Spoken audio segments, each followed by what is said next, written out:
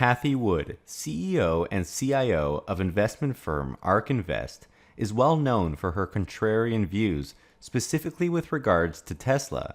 Back in 2018, while fund managers and the market itself were extremely bearish on cash-strapped Tesla and on Elon Musk's leadership abilities, Cathie Wood and the team at ARK sliced through the noise and negativity, sticking their necks out and making a bold and very public call that Tesla, trading at $200 at the time, would hit $4,000 within 5 years. Tesla was able to successfully navigate and exit their Model 3 production hell, and in 2020 began delivering Model Y vehicles earlier than anticipated.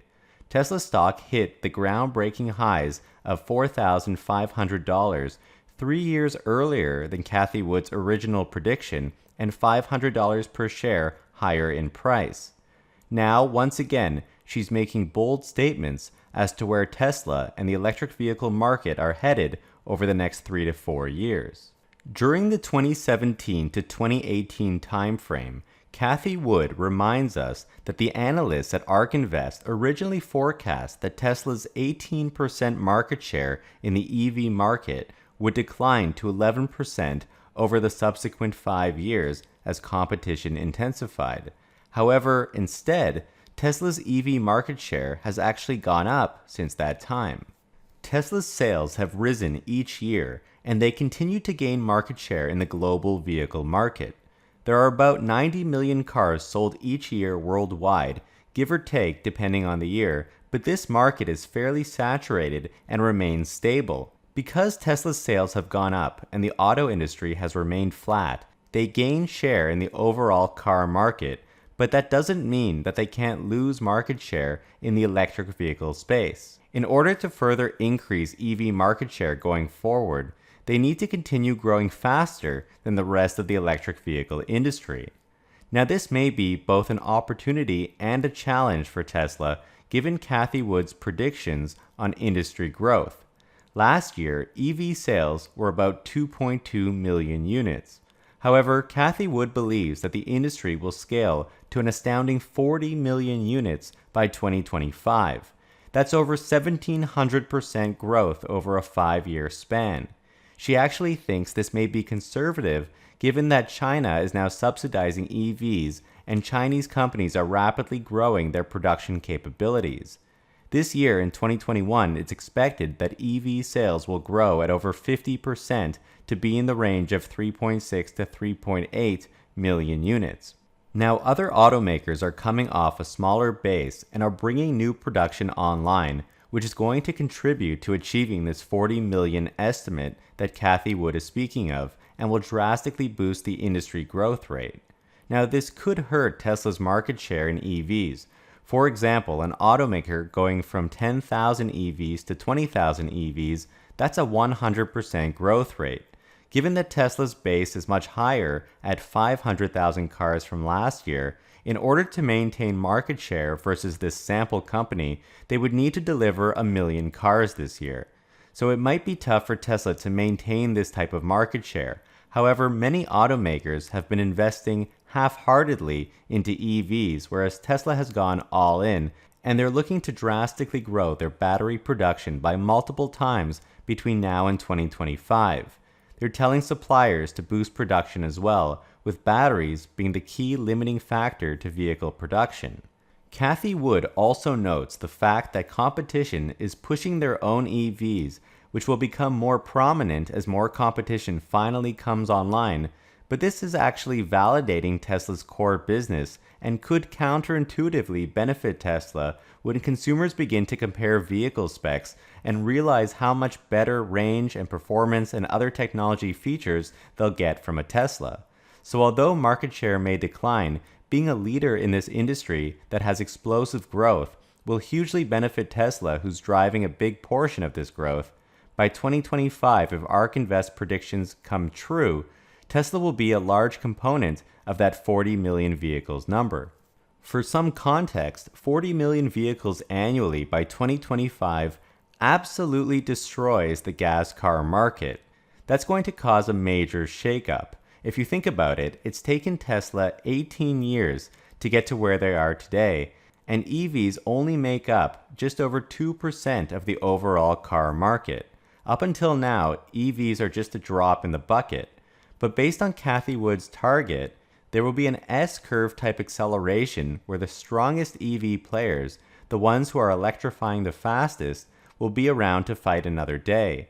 Any gas car maker that's planning to electrify by 2025 or by 2030, they could be in big trouble.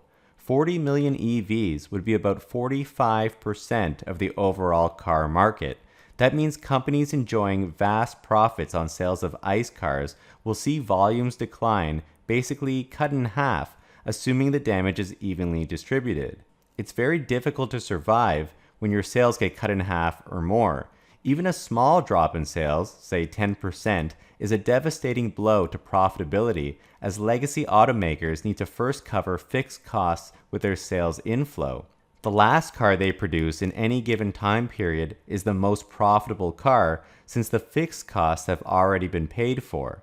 So a 10% drop in units takes away 10% of the most profitable cars a company sells. Consider that car companies pushing inventory to dealerships will begin to have excess inventory if their cars aren't selling. Many traditional car companies have 10 to 15% gross margins, so slashing prices may lead to adverse effects. Perhaps they will need to increase prices on parts in order to recoup lost sales by overcharging their existing fleet in order to stay alive, and that could accelerate the transition away from these brands. Of course, even at 100% electric car market share on new vehicles produced, it would still take 20 years to replace the existing worldwide fleet. It may never reach 100%, but by 2030, if this S-curve plays out and countries begin banning the sale of gas cars, electric will take over faster than people think.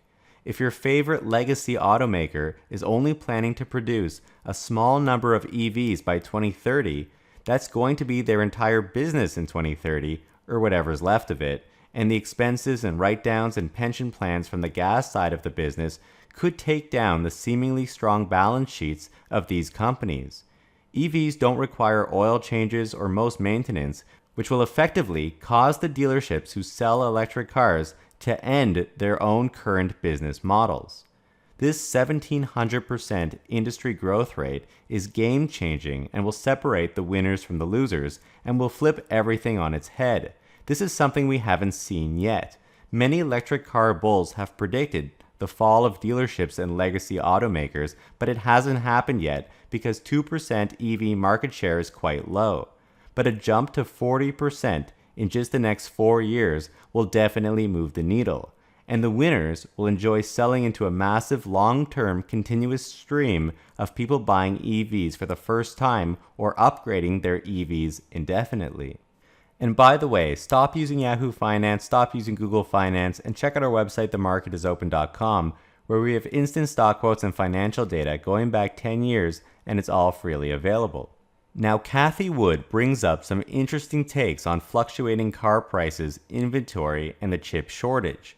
First of all, she's seen that car sales on an annual basis are plummeting from 18 million in the United States down to 13 million, and the dealers don't have much inventory.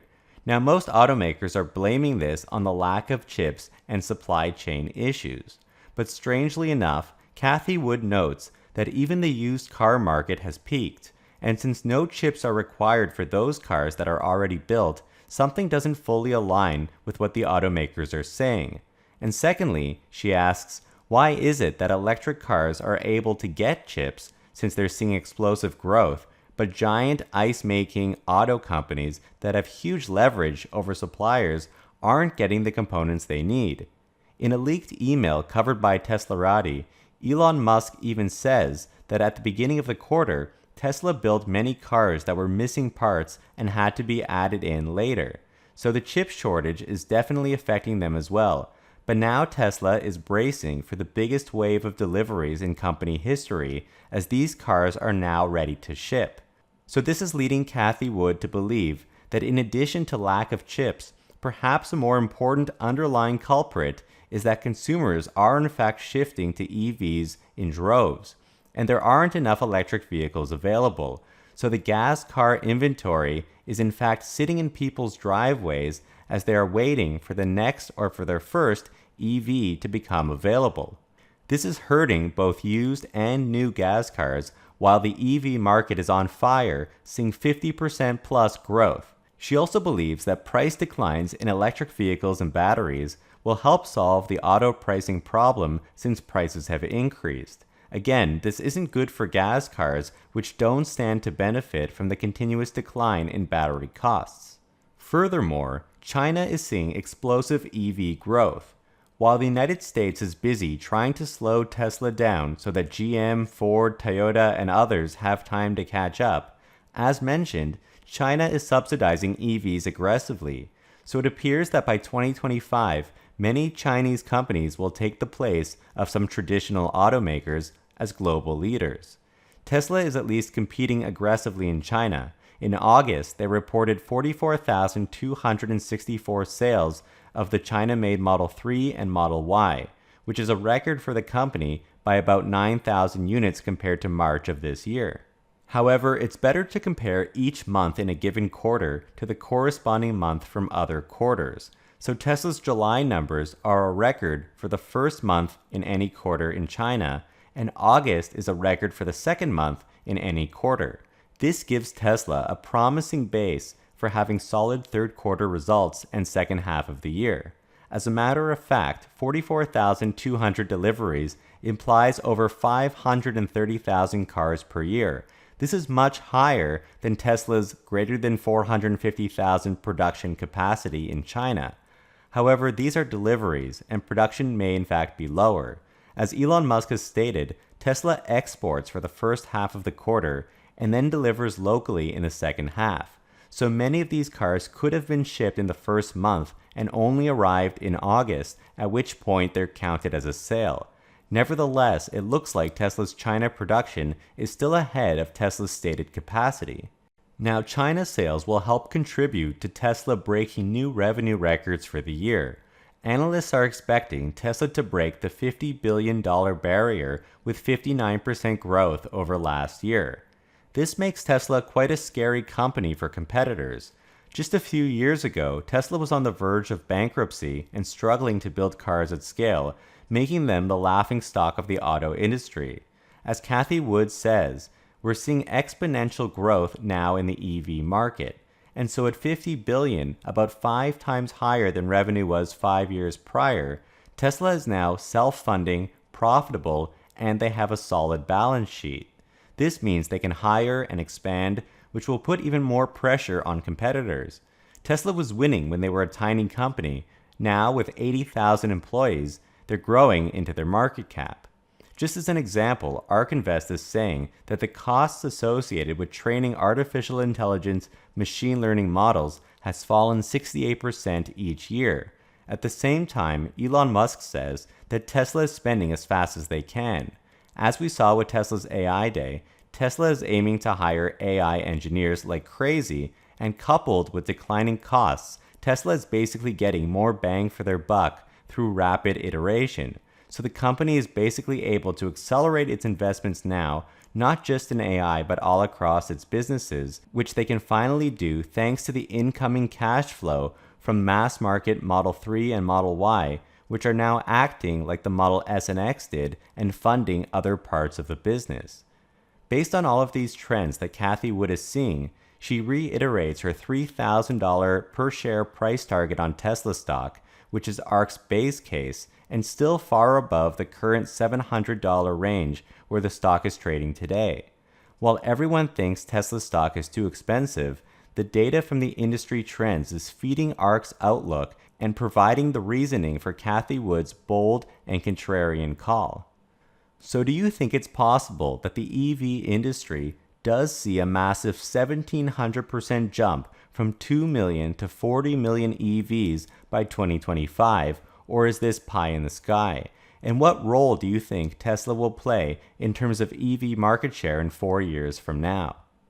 Please hit the like button and subscribe. We'd super appreciate that. And a huge shout out to all of our patrons that helped us support our channel. Your support helps us to continue to make great content. Thank you guys so much for watching.